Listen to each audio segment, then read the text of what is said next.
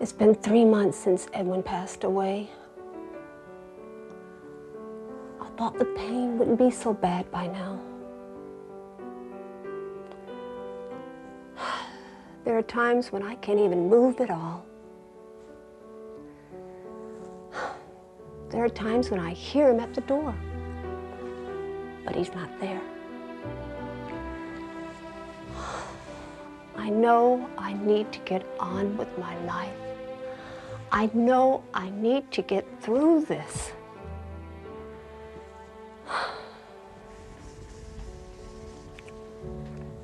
Getting rid of Edwin's things are like getting rid of memories.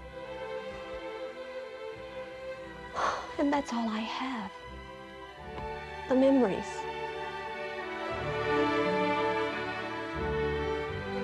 There was a time when this house was just filled with music.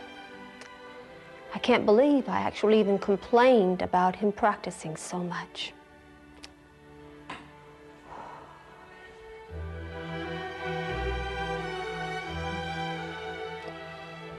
My, how he could play. It wasn't just with his fingertips, it was with his heart. He filled this whole house with music. How quiet it seems, and empty.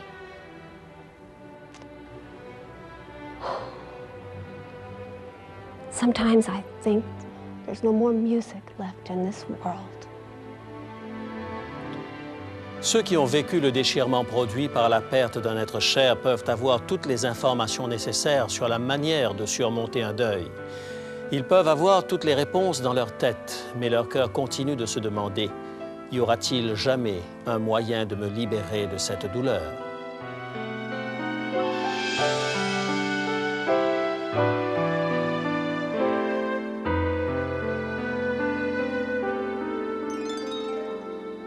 Il est écrit, je suis José Élysée et je vous propose la solution à vos besoins les plus profonds, le Christ vivant.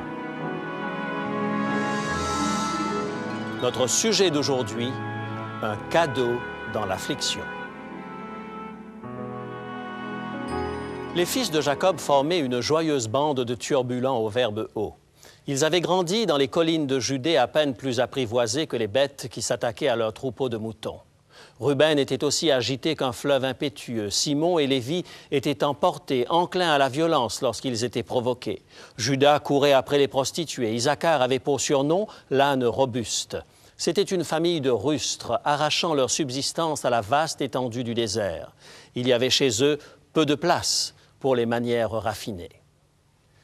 Mais l'un des fils de Jacob grandit d'une manière différente des autres. Personne ne pouvait vraiment comprendre pourquoi. Peut-être tenait-il sa sensibilité de sa mère, Rachel. Quoi qu'il en soit, Joseph était un rêveur, un enfant qui était toujours ailleurs, même lorsqu'il gardait les moutons ou battait le blé. Et Jacob aimait ce fils d'un amour particulier. Il fit faire à Joseph une tunique magnifiquement décorée, une tunique multicolore. Vous connaissez probablement la suite de l'histoire. Les frères de Joseph en furent jaloux et leur jalousie se transforma en haine profonde. Finalement, ils vendirent Joseph comme esclave à des marchands madianites qui traversaient le pays. Pour maquiller leur crime, ses frères trempèrent la magnifique tunique de Joseph dans le sang d'un bouc et dirent à Jacob que ce dernier avait été tué par une bête sauvage. Ce fut un coup terrible pour le vieil homme. Il déchira ses vêtements et se couvrit d'un sac de cendres. Voici comment la Genèse décrit son affliction au chapitre 37 et le verset 35. On peut presque entendre les sanglots et les cris, les lamentations du vieil homme dans ce passage. Écoutez ce qui y est écrit. Genèse, chapitre 37 et le verset 35. Tous ses fils et toutes ses filles vinrent pour le consoler, mais il ne voulut recevoir aucune consolation. Il disait: c'est en pleurant que je descendrai vers mon fils au séjour des morts. Et il pleurait son fils. Une des choses étonnantes propres à cette profonde souffrance, c'est qu'elle ne veut pas être consolée. Cette affliction résiste à toute tentative de la réduire. Quand vous faites l'expérience d'une perte douloureuse, vous ne désirez pas de paroles d'espérance. Vous ne voulez plus voir la lumière. Vous voulez tout simplement descendre dans la tombe avec l'être cher que vous venez de perdre. Vous savez qu'il ou elle est irremplaçable. Le deuil refuse la consolation. Pourquoi? Parce que la tragédie de la mort est profondément injuste. C'est ce qu'éprouvèrent les amis d'une femme nommée Dorcas lorsqu'elle mourut. L'apôtre Pierre vint les visiter dans leur affliction. Nous lisons dans Actes chapitre 9, au verset 39, la description de leur chagrin. Les Écritures nous disent que cette affliction, comme celle de Jacob, était presque insurmontable. Actes chapitre 9 et le verset 39.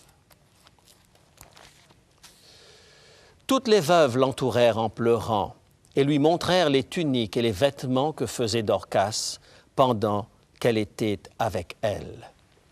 Ces femmes disaient « Ce n'est pas juste.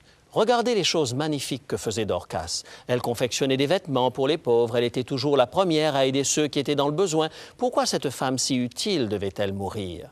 Ce n'est pas juste. » Quiconque croit en un Dieu d'amour doit se battre avec cette interrogation. Lorsque nous sommes anéantis par la perte d'un être cher, nous pouvons comprendre intellectuellement les raisons de la mort, mais nos cœurs ne peuvent oublier le visage du bien-aimé. Et nous aboutissons à une terrible conclusion, la même conclusion qui frappa Marthe et Marie après la mort de leur frère bien-aimé Lazare. Parole que nous retrouvons dans l'Évangile de Jean, au chapitre 11 et le verset 21. Évangile de Jean, chapitre 11 et le verset 21. Seigneur, si tu avais été ici, mon frère ne serait pas mort. Si tu avais été ici, il ou elle ne serait pas mort. N'est-ce pas cette pensée qui ne cesse de nous traverser l'esprit après avoir perdu quelqu'un? La mort d'un être cher semble nous dire que Dieu nous a abandonnés. Il est peut-être présent pour les autres, mais pas pour nous. Croyez-le ou non, c'est exactement ce que Jésus a ressenti lui aussi. Souvenez-vous que lorsqu'il fut attaché à la croix, le Sauveur n'était pas entouré de ses amis et de ses disciples. Il a souffert seul. Les personnes qui se tenaient au pied de la croix étaient principalement ses ennemis jurés, ceux qui se moquaient de lui. Confronté à cette absence déchirante, coupé de tout contact avec ceux qu'il avait aimés, au cœur de cette agonie indescriptible, tandis qu'il portait les péchés du monde sur la croix, Jésus leva les yeux vers le ciel sombre, déchiré par des éclats de tonnerre, et cria d'une voix rauque et brisée, « Mon Dieu, pourquoi m'as-tu abandonné? » Oui, Dieu a lui aussi vécu une perte terrible. Il sait ce que représente l'affliction qui ne connaît aucune consolation. Et son message à notre intention est celui-ci. Oui, l'affliction est présente dans ce monde de ténèbres, mais le matin vient. Il y aura des cris de joie quand paraîtra le grand jour. L'affliction est un processus sain et naturel. Le choc, le refus, la colère, toutes ces étapes que nous traversons sont des moyens qui permettent au cœur de se cicatriser. L'affliction est à notre cœur ce que la fièvre est au corps. Ce n'est pas la fièvre en elle-même qui est menaçante, mais le virus ou la bactérie qui a envahi notre corps. La fièvre n'est qu'une réaction de défense de l'organisme visant à détruire l'envahisseur. Ainsi, la souffrance est une réaction du cœur qui participe au processus de guérison. Connaissez-vous en ce moment cette douleur insoutenable, provoquée par la perte d'un époux ou d'une épouse, de votre enfant peut-être, d'un adolescent renversé par un conducteur ivre tandis qu'il revenait de l'école? Peut-être a-t-on diagnostiqué une tumeur maligne lors de votre dernier bilan de santé et votre monde chavire. La douleur vous envahit. Ce n'est ni agréable ni facile. Pourtant, un travail fondamental doit s'effectuer en vous. Dans ces semaines et ces mois d'affliction profonde qui suivent une perte, vous devez savoir que Dieu vous dit simplement « C'est bien de pleurer, c'est normal de se sentir en colère, et je comprends que tu aies envie de m'exclure de ta vie. Mais moi, je serai là, même si pour l'instant tu n'as pas envie de moi. Je serai là jusqu'au matin de la résurrection. Je serai là au sein de ta douleur, de ton chagrin et de ta peine. Je n'ai pas abandonné mon fils, et je ne t'abandonnerai pas non plus. Mais qu'en est-il si la fièvre ne disparaît pas? Si la souffrance perdure? Que se passe-t-il lorsque l'affliction se transforme en amertume? Qu'arrive-t-il lorsque le chagrin nous entraîne dans une dépression chronique et que nous répétons à l'infini les cycles du deuil? Rappelons-nous en premier lieu qu'il y a des pertes de nature différente et nécessairement des étapes de guérison très différentes. Mais n'oublions pas que le deuil est un processus et non un état permanent. C'est pourquoi il est utile de considérer la condition dans laquelle nous nous retrouvons à la fin du processus. Après avoir traversé les étapes initiales du choc, du refus et de la colère, nous pouvons découvrir l'espoir. Voici comment transformer l'affliction en bénédiction. Shirley surnommait le garçon qu'elle et son mari avaient adopté le fils de Noël. Il était arrivé chez eux à la période de l'Avent et il avait toujours donné le ton aux célébrations de Noël dans la famille. Il commençait sa liste de cadeaux avant même l'Action de grâce. Il choisissait lui-même l'arbre de Noël et le décorait, et c'est lui qui conduisait toute la famille dans les chants de Noël. Le garçon de Noël avait une voix magnifique, mais tout juste après avoir fêté ses 26 ans, cette voix gaie et claire s'est éteinte brusquement. Le fils de Shirley se tua dans un accident de voiture sur une route verglacée de Denver. Il laissait derrière lui une épouse et une petite fille. Brisés par ce deuil, Shirley et son mari vendirent leur maison. Il y avait là trop de souvenirs pour eux et ils déménagèrent dans un autre État. Ils quittèrent leurs amis, se coupèrent de leurs racines et même de leur église. Et ils ne purent jamais plus célébrer Noël. Plus d'arbres de Noël, plus de décorations, tout était mort avec leur fils. Ils vivaient sans espérance. À vous qui passez par de semblables tempêtes, j'aimerais proposer un livre qui contribuera certainement à raviver l'espérance dans votre cœur. Il s'intitule « Le fleuve a séché ». Et il actualise remarquablement l'expérience du prophète Élie, qui connut non seulement la sécheresse des terres d'Israël, mais aussi la sécheresse de son propre cœur. La manière dont il put retrouver par la grâce de Dieu, retrouver les sources de la vie, sera un encouragement pour chacun de vous. Rémi vous donnera toutes les précisions nécessaires pour vous procurer ce livre à la fin de l'émission. Pendant 17 ans, Shirley fit de son deuil une barrière entre elle et Dieu. Ce contentieux ne s'était jamais vraiment résolu. Elle n'avait jamais pu rassembler suffisamment de courage pour aller sur la tombe de son fils, même après être revenue vivre à Denver. Puis, par une belle journée de Noël, la fille du garçon de Noël fit irruption dans leur maison, les bras chargés de paquets et de décorations. Elle était maintenant devenue une jeune femme pleine de vie et de gaieté, comme son père, et elle venait annoncer à Shirley qu'elle allait chanter un solo au programme de l'Église et elle voulait que ses grands-parents soient là. Le lendemain, Shirley et son mari étaient assis, raides, sur leur banc d'église, luttant pour retenir leurs larmes. Puis vint le tour de leur petite fille. Elle chanta « Aux douces nuits » de sa voix claire de soprano et tout à coup, c'était comme si le garçon de Noël était présent au milieu de l'église. Ce fut ce chant de Noël qui redonna à Shirley et à son mari la force de revenir à l'église. Un peu plus tard, cette jeune femme dit à ses grands-parents qu'elle voulait les emmener à un endroit particulier.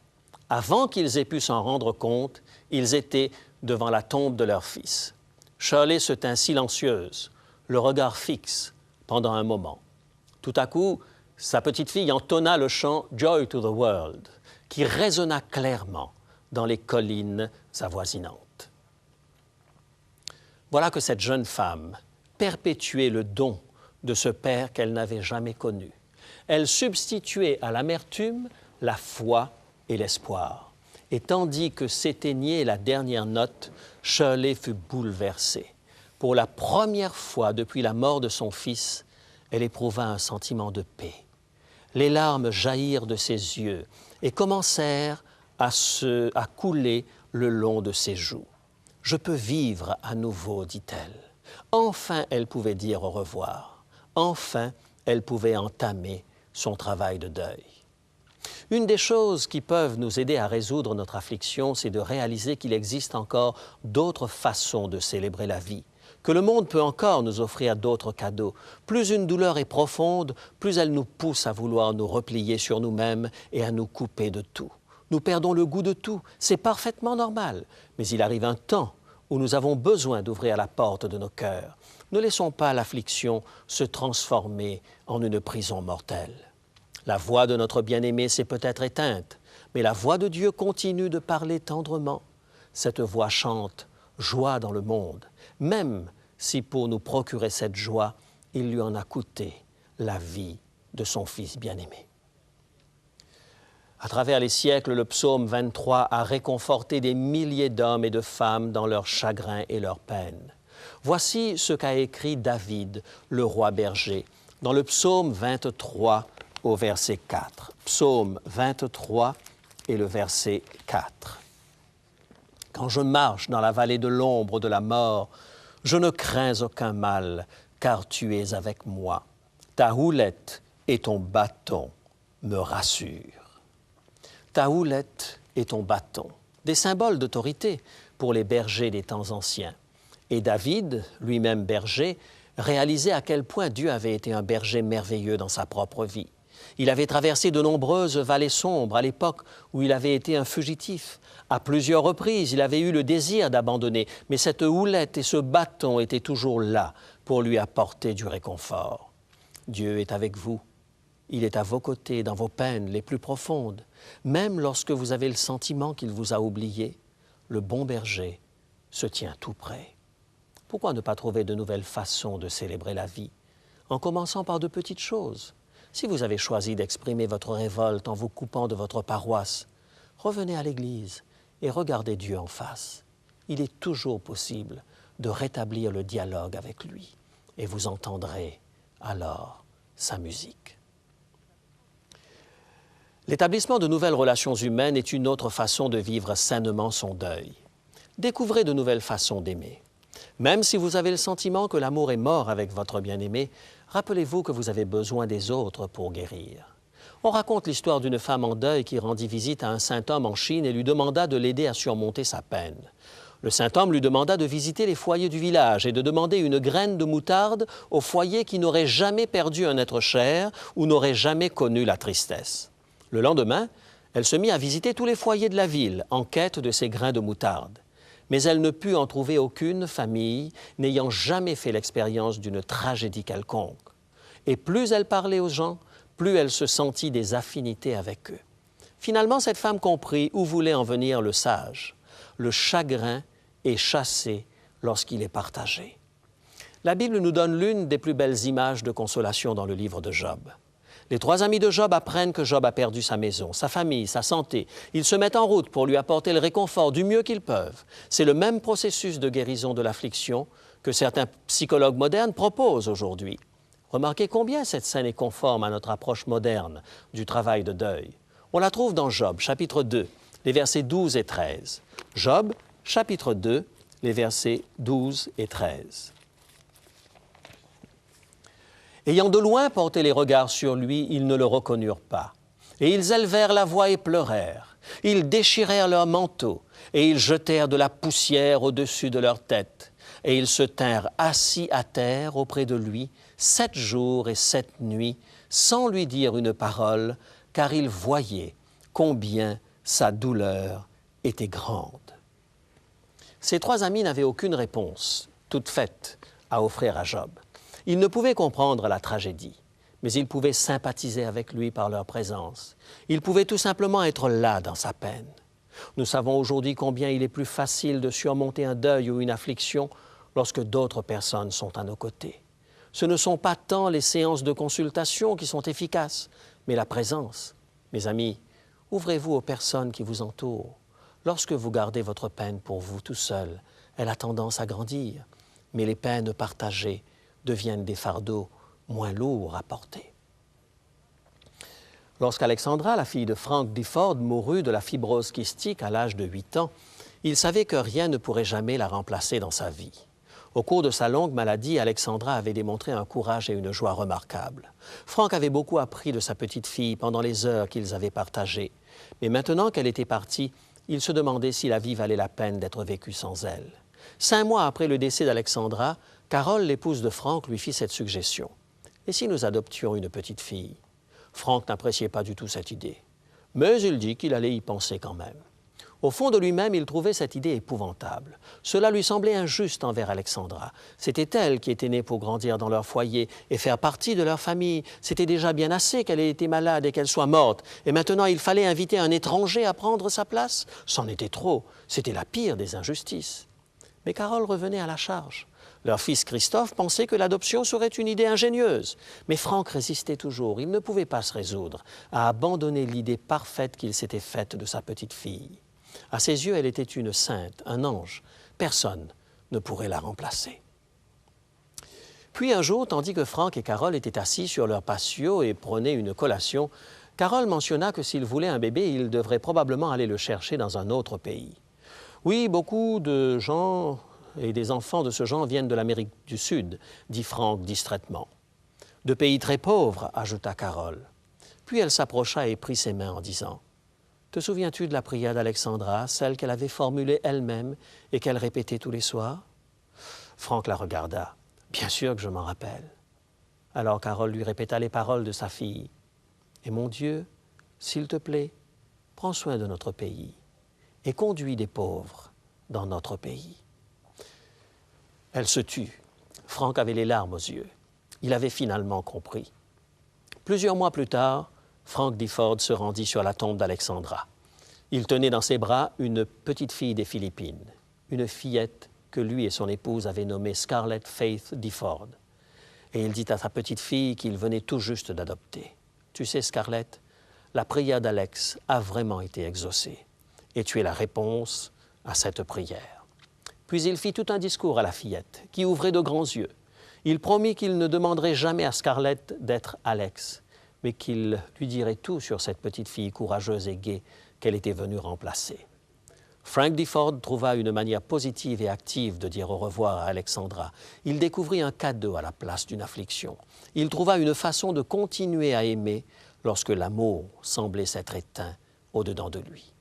Chacun de nous peut découvrir d'une façon ou d'une autre un cadeau dans son affliction. Lorsque le Titanic sombra, les membres de l'orchestre offrirent à ceux qui allaient mourir un cadeau. C'est celui-là même que nous allons entendre maintenant. Puisse ce chant apporter une réponse à l'affliction de nos cœurs. Mon Dieu, plus près de toi, plus près de toi, c'est le mot de ma foi, plus près.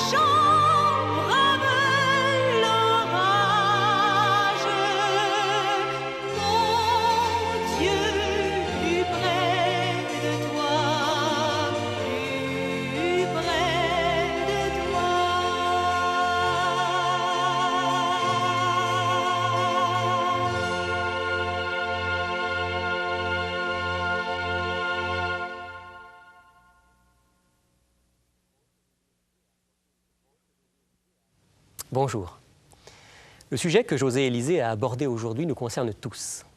Un jour ou l'autre, on est confronté à la perte d'un être cher. Lorsque j'étais enfant, je me souviens que j'avais l'impression que mes parents, mes grands-parents, mes amis, tous les gens que j'aimais seraient toujours avec moi. Je savais bien théoriquement qu'ils disparaîtraient un jour, mais ça me semblait si loin. Et puis un jour, j'ai perdu mon grand-père. Et puis un ami très cher. Et j'ai commencé à expérimenter la dure réalité de la mort et de la séparation. Vous savez de quoi je parle? La plupart d'entre vous êtes passés par ces expériences. Comment, dans ces moments de deuil et d'épreuve, retrouver pas à pas la force de vivre et d'espérer? Y a-t-il des réponses à nos pourquoi? Comment Dieu peut-il se servir de ces épreuves pour nous faire grandir dans la foi et la maturité chrétienne? C'est le sujet du livre qu'il est écrit vous offre aujourd'hui. Il s'intitule « Le fleuve asséché ». Et on vous le propose à prix coûtant, c'est-à-dire 3 $. Vous pouvez obtenir ce petit ouvrage réconfortant d'une manière très simple. Il vous suffit de nous écrire ou de nous téléphoner aux coordonnées qui vont vous être rappelées dans un instant. Vous le recevrez dans les semaines qui viennent. Je vous souhaite bonne lecture et bon courage pour la semaine qui vient, avec la force que donne le Seigneur. À bientôt. Pour demander l'offre du jour, composez maintenant le 514-729-3515 pour la région de Montréal ou utilisez notre ligne sans frais 1-866-729-3515 si vous êtes de l'extérieur de Montréal. Il est possible que toutes nos lignes soient occupées au moment de votre appel. Composez à nouveau. Nos téléphonistes sont à votre écoute jusqu'à 10 heures ce matin. Mentionnez clairement le titre de l'offre demandée et parlez lentement afin que nous puissions bien noter vos noms et adresses. Je vous rappelle que vous pouvez vous procurer pour une somme modique les cassettes audio et vidéo de nos émissions ainsi que le texte du jour. Si vous préférez, vous pouvez nous écrire à l'adresse qui apparaît sur votre écran. Il est écrit Case postale 99, succursale Rosemont, Montréal, Québec, H1X 3B6. Nous attendons vos appels. Composez maintenant le 1-866-729-3515.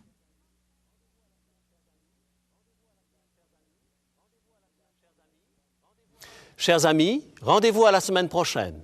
D'ici là, souvenez-vous, il est écrit « L'homme ne vivra pas de pain seulement, mais de toute parole qui sort de la bouche de Dieu ».